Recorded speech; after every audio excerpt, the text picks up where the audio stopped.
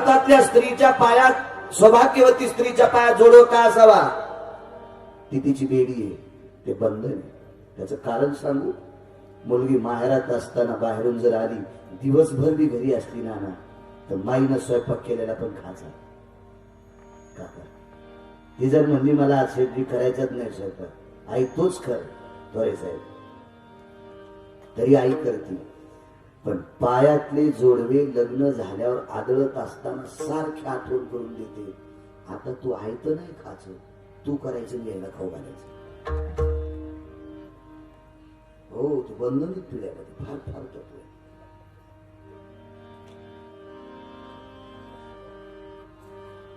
राजा जनकाच्या पत्नीने शीतीला बंधन सांगितले 28. कधी कधी ऐका काय गोड बंधन असते ते. त्या जोड्याचं महत्व तिथं सांगितलं. लोपामुद्रेनं शीतीला सांगितलं. फार आपण जमीन इचकायला तयारच नाही. पेपर वाचू वाचून महिन्याला चष्मे बदलायले, पण आपलं वाचायचे नाही. घरच्याचा इटन शेजाऱ्याचा भाग नाही. आपला धर्म उंच कसा जाईल त्याच्यासाठी अभ्यास करावा. बाकीचे लोक किती मस्ताडे हे नाहीच हे करायचं. आपला धर्म कसा उंच जाईल हे आपण ठरवायचं. काय प्यायला द्राक्ष झाले आणि तू झोपतो का? मग त्यानं कसं खत घातलाय, त्याने कशी फवारणी केली, छाटणी कधी केली, खरड कधी केली, गोड कधी केली, हे लक्षात ठेव ना. तू बसला लग्नात नुकत्या खात आणि तुझी छाटणी तशीच राहिली आणि पुन्हा म्हणला उतार आला नाही. कसा उतार येईल? तू का पंढरपुरातल्या मालकाचा चुलताय का या घरी उतार आला?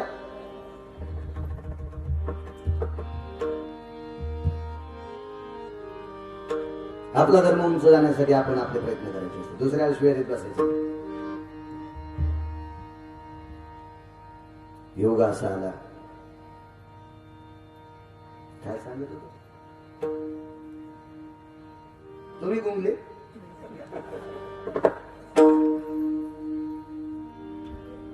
मांडीवर बालक दिले. चला,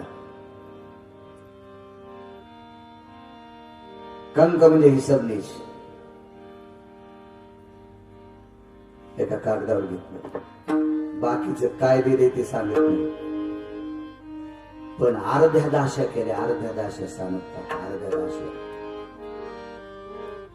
बनकर अण्णा दाशा होत्या 48,324. अर्ध्या याच्या दुप्पट करा आता. इतक्या दाशा होत्या. 45 नरेशाकडे विठ्ठल. 48,324 दाशा एका कागदावर लिहिल्या. बाकीची संपत्ती सांगत नाही. आणि द्रौपदीने ओवाळल्याच्या नंतर तो कागद तिच्या ताटात टाकला.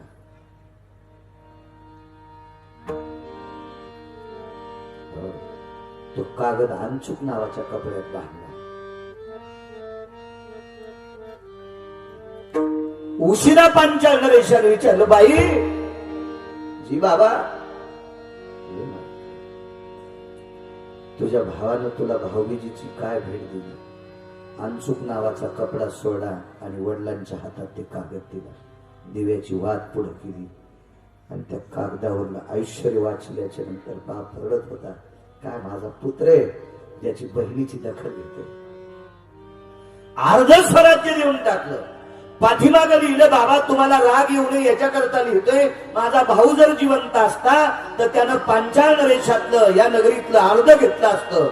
तो यमसदनाला गेलाय. त्याच्या वाट्याची पूर्ण संपत्ती माझ्या ताईला द्यायची.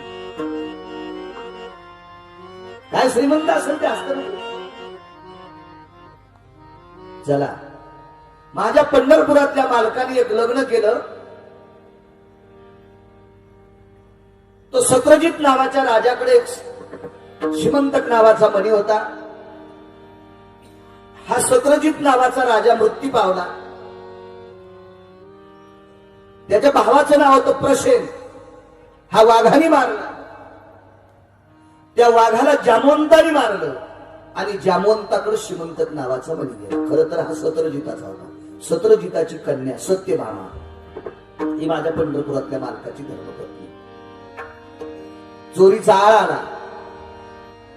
हा आळ धुण्यासाठी पंढरपुरातला मालक त्या गुंफेत गेला. 27 दिवस 27 रात्र युद्ध केलं. त्रिगडं भयतति शंख दिनादे मुग्ध भया भय नादेया छंद भया भय अश्वसुधा नाद छंद भय लुब्धाना शंकति तो मरतो भवन्ति निमप्रदो भय गायन्ति छंद छंद भय कलंत्रिया पांडव वृष्टिर भय तृतीयाय नित्यां छंदो भय अस्तूना हृदयं भयतति द्रौपल्यान मल्लां भयतति सर्वस्मै वृष्टिर भयतति वाक्यसुधा बाहुं वलयं छंदसुधा कुंजना भय संग फार दिवशी कुस्ती करायला सुरुवात झाली. पोरगी देऊन टाका म्हणला तुमची.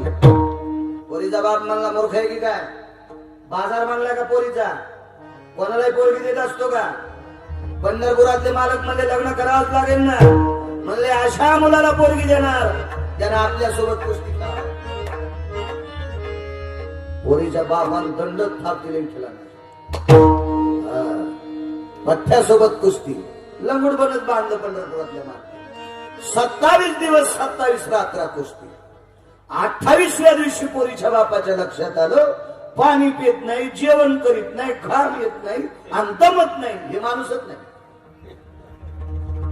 मग पोरीचा बाप पाय पडला, घेऊन टाकत पाय कशाला पडायले? पोरी द्यायच्या आधी एकदा पडतो, नंतर तुम्ही माया पडा.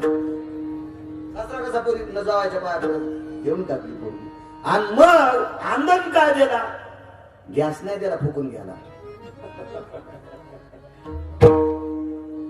तेव्हा काही देत जा, पण लग्नात गॅस नाही देत जा. आणि ज्या पोराची तर चूल नाही त्याला पोरगी देताच कशाला? हा सिद्धांत मानावा लागेल. गॅस नाही म्हणजे आधुनिक पद्धतीची रघुनाथ बाबा चुलत येईल. मग ज्याच्या घरी चुलच नाही त्याला आपण पोरगी द्यायचीच कशाला? आता मला सांगा तू काय करायचं? गॅस नाही. गॅस हा कृत्रिम अग्नी. 9 प्रकारच्या अग्नीच्या साक्षीने आपण पोरगी घरी आणतो. वरदान शब्दपदी भवस्थित वैशांतर सुदाः शचिपुरंदरा भव ब्रह्मान् सावित्री गिरिजांबदे शंभो सर्वसिदा एकदंतार सिद्धिर्भयो जायते रमपल्लवानां सर्वासिदा कृष्णिरानदानिधे निरवदे वृतो जने येन सर्वास्थित पुण्य पुण्यवा भवस्थिताः आवर्तनो भयस्थिताः नवदाम्पत्या सर्वः मातुलकुला सर्वास्थितः अग्निरोर्भवस्थिताः देवतां सर्वस्थितायां पूर्णमिच्छते सप्तपदीं भवायोर्जः. हे तुम्ही सगळ्यांना ऐकले, फक्त बाबांनीच नाही. तरी पण तुमच्या ध्यानातच नाही. ध्यानात का नाही माहितीये का? लग्नात माणूस ते ऐकतच नाही, त्या सफरचंदावानी गालाकडे पाहते.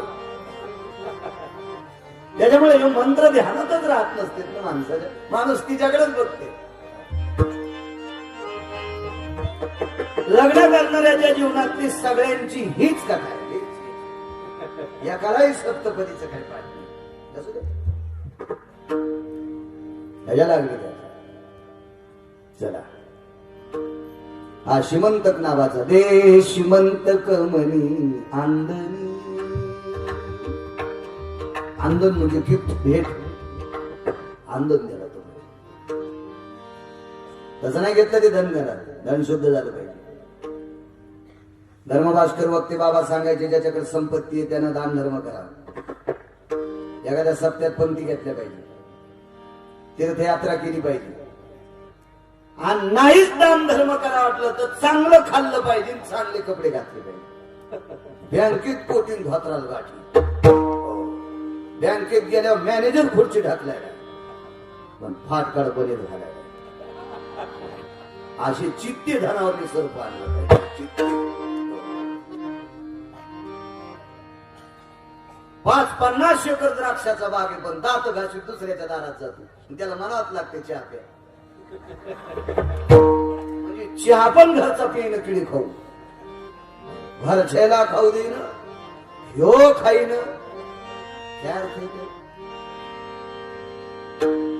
पंढरपुरातल्या मार्ग हे पुढे सांगायचं होतं बरं का. पण असताना पण किती श्रीमंत मुलीच काय मी दुसऱ्याचं कोणाचं इच्छित नाही. कोणानीच काय लोकांच्या इचकिल्यावर काय करायचं आपल्याला? पवित्र मग दुसऱ्याच्या इचकिण्यासाठी असते का? देवानं हा म्हणून अक्रूराकडे दिला. जामवंतीला सांगितलं, बाई हा म्हणी सत्यभामेचा आहे. हो म्हणे. सत्यभामाताईंचा आहे, पण माझ्या बाबांना शिकारीत सापडल्या, दोघीचा बी. पण लक्षात घे, या धनामुळं कृतवर्म्या मेला, या धनामुळं माझा सखा सासरा सत्रजित मेला, या धनामुळं चुलत सासरा प्रसेन मेला, या धनामुळं एक वाघ मेला, आणि या धनामुळं मला 27 दिवस बिना पाण्याची कुस्ती करावी लागली. हे धन पचायचं नाही ग जामवंती, हे धन पचायचं नाही ग सत्यभामी, जरा माझं ऐका ना.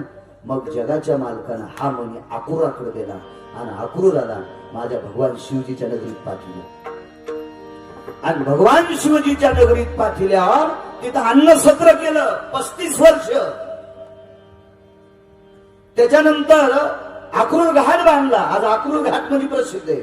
अक्रूरेश्वर लिंगाची स्थापना केली. तिथं अक्रूरेश्वर नावाचं भगवान शंकराचं लिंग आहे. एका तीर्थाचा जीर्णोद्धार केला, म्हणून त्या तीर्थाला चक्रपुष्करणी तीर्थ नाव होतं. पण अक्रूरानं या मण्याच्या प्राप्त झालेल्या सोन्यापासून त्याचा जीर्णोद्धार केला, म्हणून त्याला मणिकर्णिका नावाचं तीर्थ म्हणतात. मागचा इतिहास बघायचा, नाव कसं करता येतं बघायचा मागचा. हो. आणि तीर्थावर गेल्यावर अण्णाला आमच्या नाद जास्त तीर्थाला जायचं. विठ्ठल अण्णा बऱ्याच लोकांनी येते बरं, आणि तिथं सप्ताह वगैरे केल्यावर ते तीर्थ बघायला बघते. काही काही माणसं त्या लक्झरीत जातील. ती लक्झरीवाली माणसं अशी डुकरू कोंड्यावर मधात घाली ते पडपांचल पुढं, पडपांचल पुढं, पडपांचल पुढं. अरे मसुरी आहे, आम्हाला या तीर्थाची महती कळू दे ना, काय आहे काय नाही. असं डुकरू लोटल्यावर पुढं लोटते, काय करणार आहे आपल्याला ते तीर्थ. पडपाय सरक पुढं, पडपाय सरक पुढं राहायचं.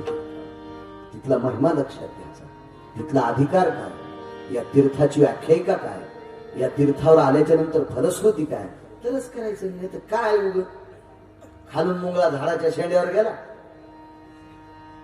आणि शेंड्यावर गेलेला मुंगळा पुन्हा झाडाच्या बुडाला आला. झाडावरी मुंगळा कळीर झारा, ए झाडावरी मुंगळा करियर झारा, झाडावरी मुंगळा करियर झारा. नाही म्हणणार तैशा करी वाऱ्या पंढरीच्या मुंगळे सारख्या. आमचे 2-4 मित्र रिटायर झाले. मित्र नव्हते ते, वयाला पुढे होते, पण आता त्याला मानित होतो मित्र. ते ज्ञानोबा तुकोबाराच्या 16 आहे. एक टेम्पो तिकडे, एक टेम्पो आमच्या 12 जणात एक टेम्पो केला. स्वयंपाकाला एक माणूस घेऊन सगळा थाट, आज कोणता भात, उद्या कोणता भात, उद्या कोणता पक्वान्न सगळा. आणि ग्रंथ सोबत घेतला 52 अध्यायाचा.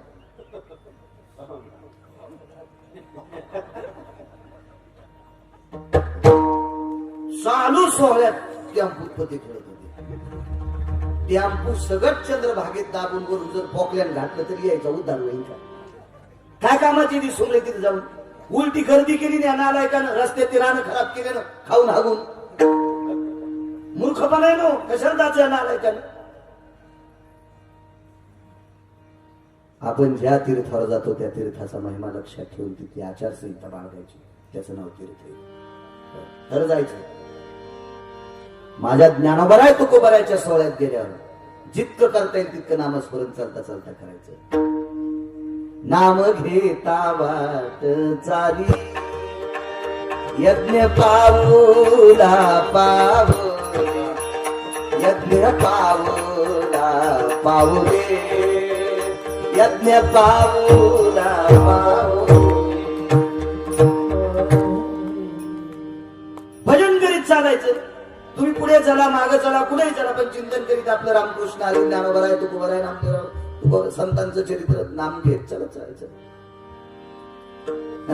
कोणाची डाळिंबच थोडी, कशाला जातो डाळिंबे.